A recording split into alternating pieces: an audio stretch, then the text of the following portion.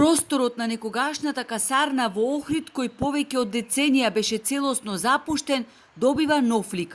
Во еден од поранешните објекти со најспецифична архитектура, која датира од 1959 година, ке се вдоми полицијата.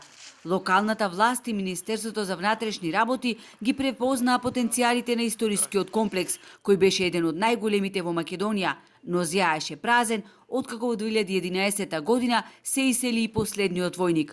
Во 2022 година на МВР се доделени дел од објектите во касарната кои не се користат.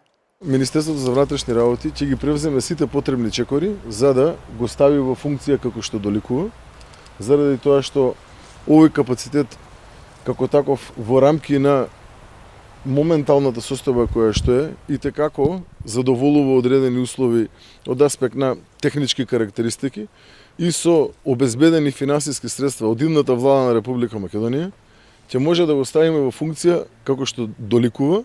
Послана површина од 23 хектари, денешниот процент на изграденост во комплексот на касарната е само 4,5%.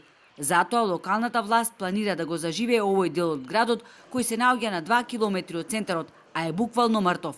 На дел од парцелите веќе се прави најголемиот авантуристички парк во југоисточна Европа. Додека касарната добива нова содржина, напоредно со дислокација на полицијата, допрва ќе се бара соодветно решение за преместување и на затворот како и на пожарната.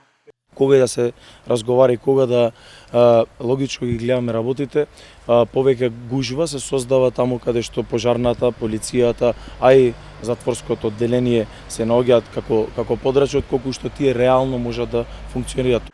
Со дислокација на овие три објекти кои се наоѓаат едно до друго во строгиот центар на градот се ослободуваат најатрактивните локации.